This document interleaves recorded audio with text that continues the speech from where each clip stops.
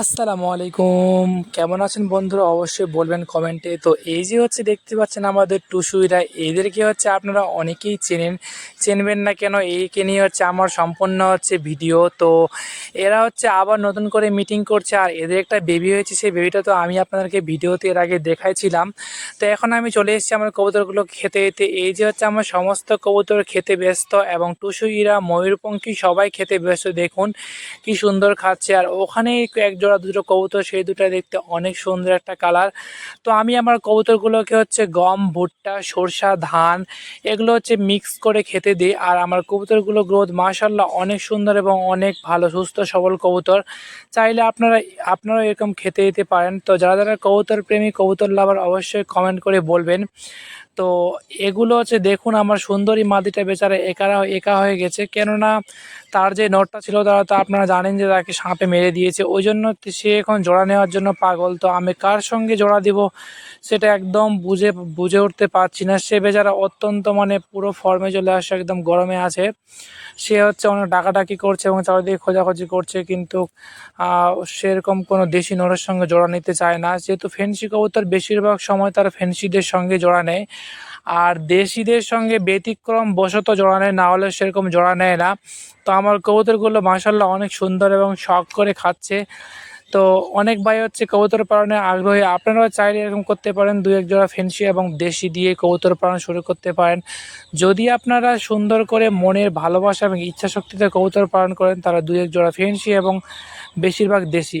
তো এগুলো হচ্ছে আমাদের সুন্দরী হাঁসগুলো। তো তারা হচ্ছে আমাদের ডিমের রানী। আপনাদেরকে আগেই বলেছিলাম, এর আগে হয়তো আপনাদেরকে দেখাইছিলাম। আমাদের মাত্র 4টা হাঁস ছিল, তার মধ্যে আমরা হাট থেকে আরও 2টা হাঁস ক্রয় করে নিয়ে এসেছি। তো 4টার মধ্যে হচ্ছে একটা হাঁস তো এই চারটার মধ্যে হচ্ছে 2টা হাঁসকে শিয়াল মামা একদম আক্রমণ করে দিয়েছিল, কামড়ে নিয়েছিল। একজনের হচ্ছে নিচের চামড়া ছেড়ে দিয়েছিল এবং একজনের হচ্ছে কামড় দিয়ে একদম একটা ডানায় ভেঙে দিয়েছিল। তো আল্লাহর অশেষ রহমতে হাঁসগুলো আমাদের সুস্থ, ইনশাল্লাহ তারা একদম চকচকে ফেদার। তো সম্ভবত তারা ডিম দিবে, যেহেতু এখন একটু খাওয়া দাওয়ার সেরকম নেই, তাই হয়তো ডিম দিচ্ছে না, আর ইনশাল্লাহ খুব শীঘ্রই ডিম দিতে লাগবে। তো একটা জিনিস কি, যে প্রাকৃতিকভাবে আপনারা যদি হাঁস মুরগি পালন করেন, তাহলে তাদের ছেড়ে পালন করেন, তাহলে তাদের গ্রোথ এমন সুন্দর চকচকে স্কিন, যে অনেক ভিডিও হচ্ছে দেখেছি যে হচ্ছে অনেককে জিঙ্ক খাওয়ায়, এটা খাওয়ায়, ওটা খাওয়ায়, কোনো কিছুর খাওয়ানোর প্রয়োজন নেই। সামান্য গুঁড়ো ধানের যেটা হচ্ছে তুষ, সেটা ভাত, ওগুলো খেতে যথেষ্ট। আর এখানে হচ্ছে আমাদের সব সুন্দর হচ্ছে দেশি মুরগিগুলো, এগুলো কেউ ডিমে আসেনি, সবাই হয়তো ইনশাল্লাহ 1 মাসে যেতে না যেতে সবাই ডিমে চলে আসবে। সবাই একদম রানিং হয়ে আসছে, যেহেতু সেমি অ্যাডাল্ট হয়ে গেছে এবং অনেকগুলো আছে। তো প্রায় সমস্ত। আর এখানকার হচ্ছে হেড লিডার হচ্ছে আমাদের রাজাবাবু। দেখুন, রাজাবাবু একটা সোনালী মোরগ, অত্যন্ত কিউট টাইপের একটা মোরগ। সে যখন কিনে নিয়ে আসে দেখতে একদম কীরকমই বাজে টাইপের, কিন্তু এখন সে এত সুন্দর তার গ্রোথ হয়েছে মাসাল্লাহ, বলে না, ছেড়ে পারলে এবং হচ্ছে প্রাকৃতিকভাবে পারলে সব কিছু দেখতে অনেক সুন্দর।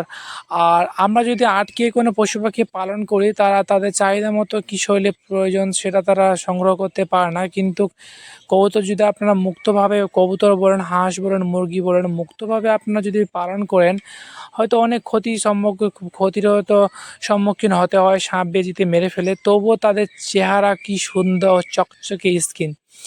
আপনারা না দেখলে বুঝতেই পারবেন না আমাদের দেশি মুরগিগুলো কি। এখানে কোনো রকমের কোনো কিছুই না, শুধু সকালে এক টাইম খেতে দেই, আর সকালে খেতে, আর বিকালে এক টাইম, 2 টাইম। অবশ্য 2 টাইমে আমরা অন্য কিছু খেতে দেই না, শুধু চাল আর চাল, চাল ছাড়া কিছুই খেতে দিই না আমরা আমাদের মুরগিগুলোকে।